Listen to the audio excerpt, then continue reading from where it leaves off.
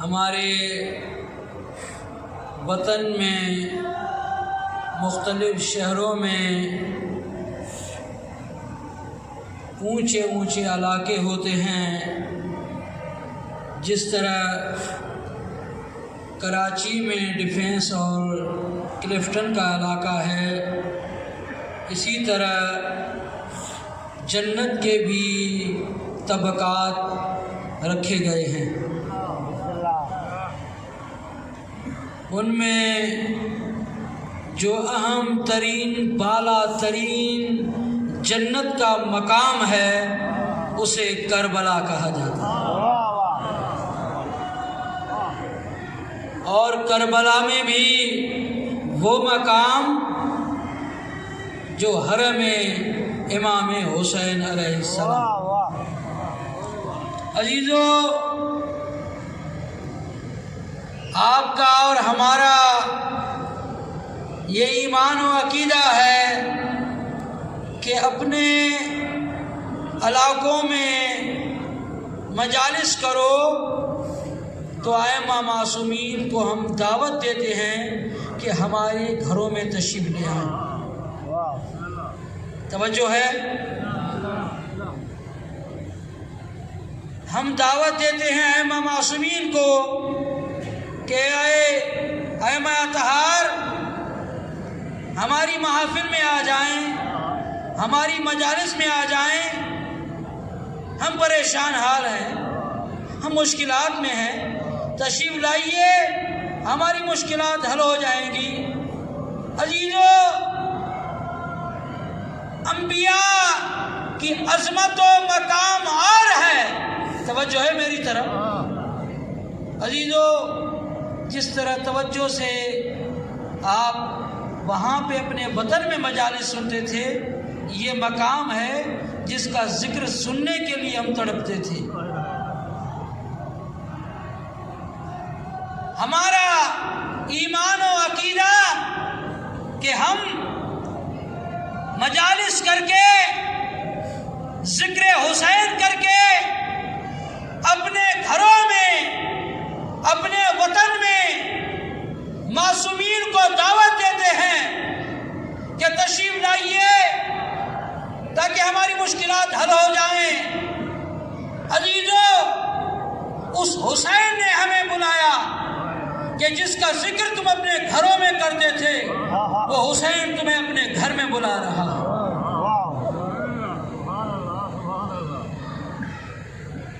رسول خدا کی معراج آسمانوں پہ گئے، ہماری اور آپ کی معراج یہ ہے کہ حرم حسین میں بیٹھ کر ذکر حسین کر رہے ہیں۔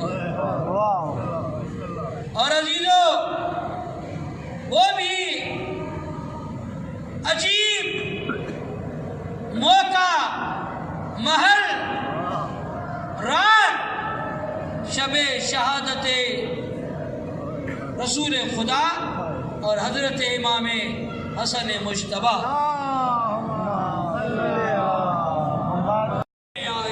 اگر تو نہ ہوتا تو یہ نہ، ان اللہ وملائکتہ یصلون علی النبی یا ایھا الذین آمنوا صلوا علیہ وسلموا تسلیما۔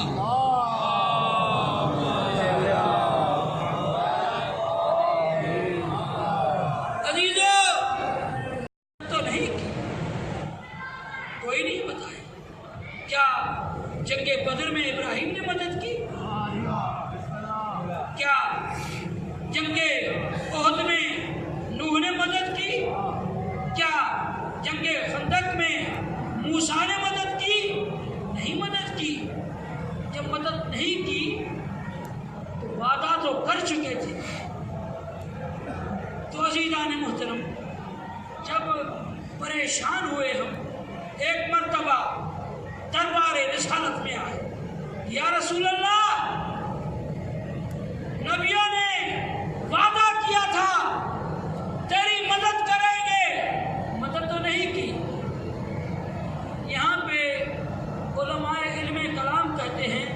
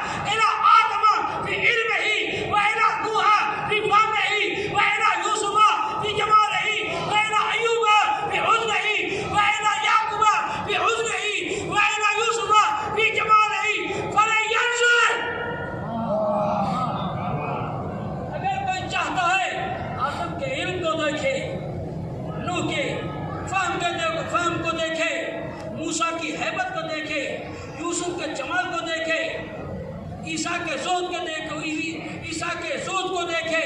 کس کو دیکھے؟ مدینے کی گلیوں کو دیکھے, خانہ کعبہ کا طواف کرے, قرآن کے ورق کھول کھول کے دیکھے؟ نہیں, بلکہ رسول خدا نے فرمایا یاد رکھو من اراد ان ينظر الى آدم في علمه والى نوح في فهمه والى یوسف في جماله والى یعقوب في حزنه والى ایوب في صبره فلينظر الى وجه علی ابن ابی طالب. اگر کوئی چاہتا ہے آدم کے علم کو دیکھے, نوح کے فہم کو دیکھے, موسیٰ کی ہیبت کو دیکھے, عیسیٰ کے ذوق کو دیکھے, علی کے چہرے کو دیکھے, آدم بھی نظر آئے گا, موسیٰ بھی نظر آئیں گے, عیسیٰ بھی نظر آئیں گے, تمام انبیاء نظر آئیں گے. علی علی علی علی علی علی علی علی علی علی علی علی علی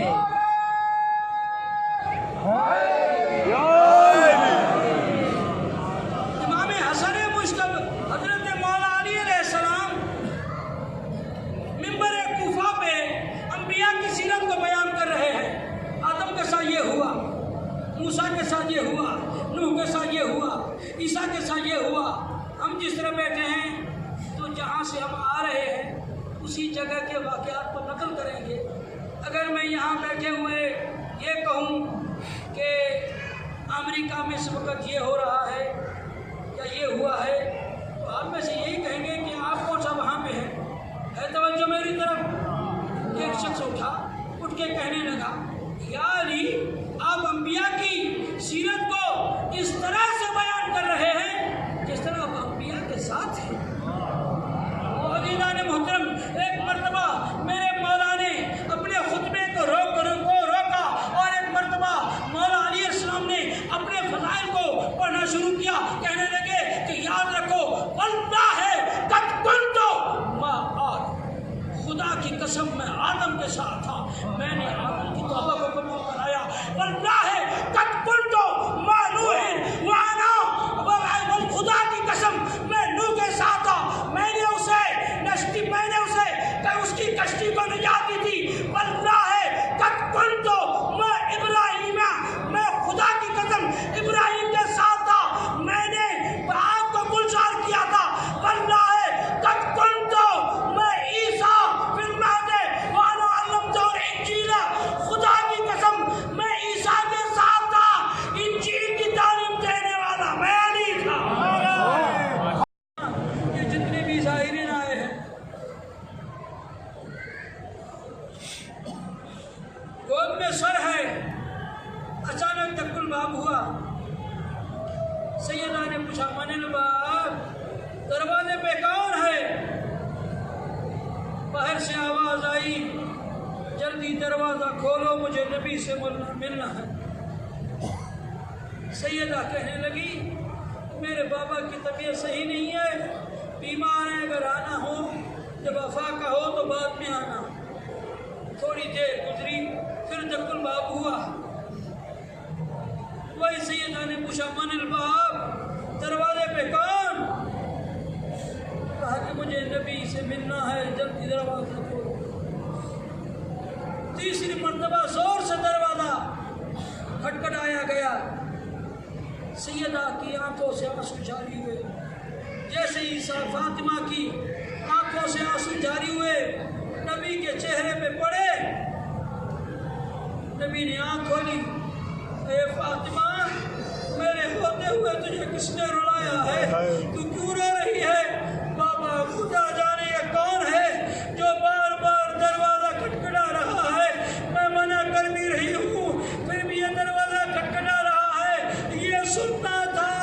ایک مرتبہ نبی کہنے لگے اے فاطمہ, یہ وہ دروازے میں کھڑا ہوا ہے جو نہ آدم کے دروازے پہ کھڑا ہوا, نہ نوح کے دروازے پہ کھڑا ہوا, نہ ابراہیم کے دروازے پہ کھڑا ہوا.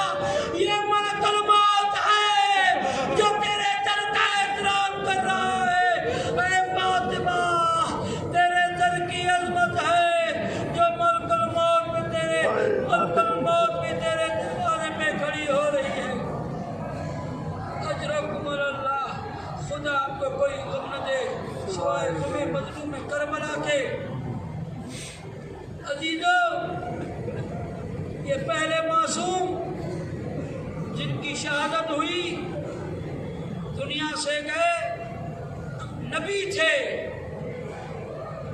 نبیوں کے سردار تھے، جنازہ اٹھانے والے چند احباب، لیکن عزیزان محترم، لیکن ایک اور معصوم کی شہادت ہے جو حسین کے بھائی ہیں، ہمارے آقا ہیں، جن کا نام حسن ابن علی ہے، بڑے مظلوم، جس کو زہر دی گئی۔ عزیزان محترم، امام حسن کو غسل و کفن دیا گیا۔ تاریخ میں یہ پہلا جنازہ تھا کائنات میں۔ تاریخ میں یہ حکم ہے کہ جب جنازہ گھر سے نکلے پھر واپس گھر میں نہ لائیے۔ یہ واحد جنازہ تھا۔ جب گھر سے نکلا تو بہن بھی رو رہی ہے، بچے بھی رو رہے ہیں، زینب کبریٰ رو رہی ہے کہ میرے بھائی دنیا سے چلے گئے۔ زینب کبریٰ رو رہی تھی کہ اچانک کیا دیکھا کہ جنازہ واپس آیا، تیر لگے ہوئے ہیں۔ عزیزان محترم، کسی نے کیا خوب کہا تھا، حسین اور حسن میں فرق یہ ہے، حسن اسے کہتے ہیں جس کو تیر لگائے گئے، جس کے میت کو تیر لگے۔ حسین وہ ہے جس کا جنازہ تیروں پہ پڑا ہوا تھا۔ اجرکم اللہ، خدا کو کوئی غم نہ دے سوائے غم امام حسن کے۔ جنازہ تھا، زینب کبریٰ نے تیر نکالنا شروع کیا، روتی جا رہی ہے اور کہتی جا رہی ہے بھائی تو کتنا بڑا مظلوم ہے۔ عزیزوں میں ہاتھ جوڑ کے کہوں گا، اے فاطمہ کی بیٹی، اے زینب کبریٰ، یہاں تو تیرے ہاتھ کھلے ہوئے ہیں، بھائی کے بدن سے تو تیر نکال رہی ہے، لیکن کربلا میں ہوگی، یہاں پر آئے گی، ہاتھ پسے کر تربتے ہوگے، حسین کی میت پہ تیر لگے ہوں گے، نکالنا چاہے گی لیکن تو نہیں نکال سکے گی۔ اجرکم اللہ، خدا کو کوئی غم نہ دے سوائے غم حسین کے۔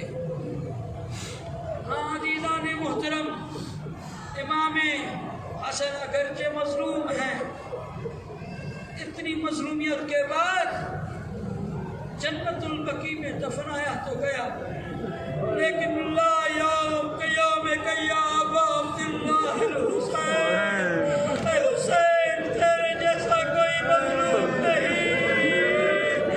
عزیزان محترم، ایک مرتبہ تاریخ کے جملے یہ ملتے ہیں، جب 11 محرم ہوئی، زینب کبریٰ روایت نقل کرتی ہے، ہمیں قید کر کے وہاں لایا گیا جو یہ قتلگاہ ہے۔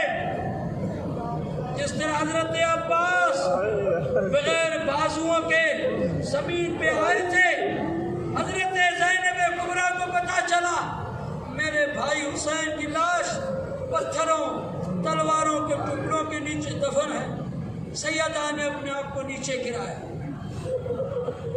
کوہنیوں کے ذریعے سے پتھروں کے تلواروں کے ٹکڑوں کو ہٹانا شروع کیا۔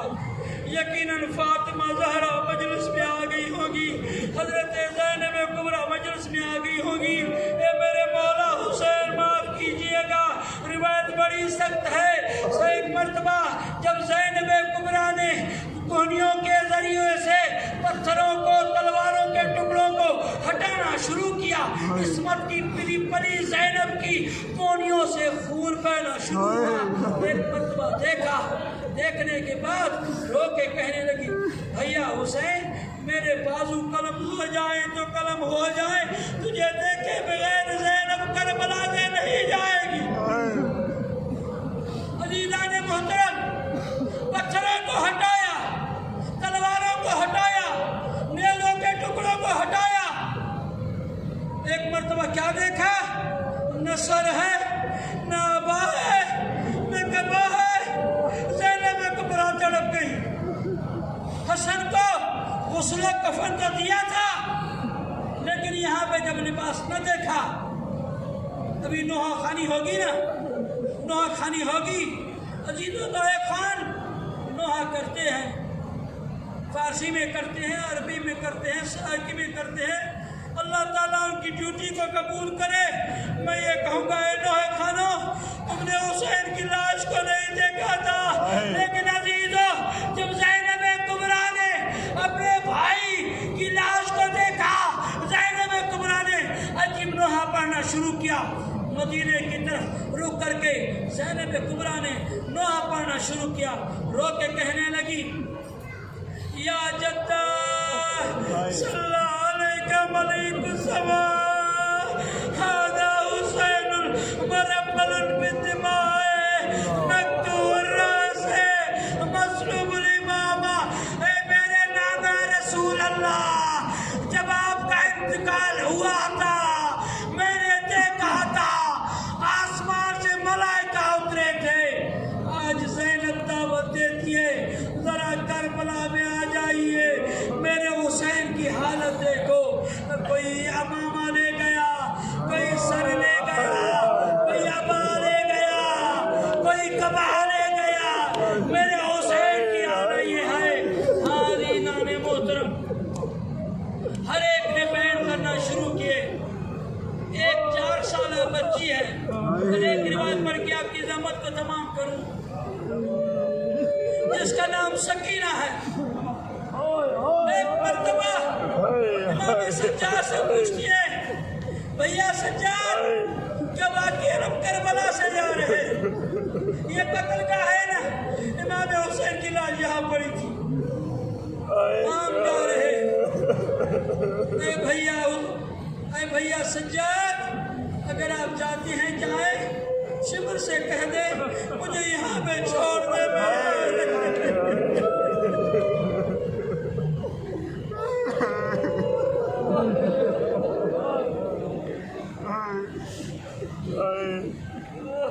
مجھے اجازت دلا دو، میں یہاں رہ جاؤں گی۔ میری سکینہ یا ویرانی ہے یا بیابانی ہے، یہاں کے لیے رہ کے کیا کرو گی؟ عزیزان محترم، حسین کی بیٹی سکینہ نے ایک مرتبہ رو کے کہا کہ بھیا سجاد میرے بابا حسین کی لاش بے قور و قبر پڑی ہوئی ہے،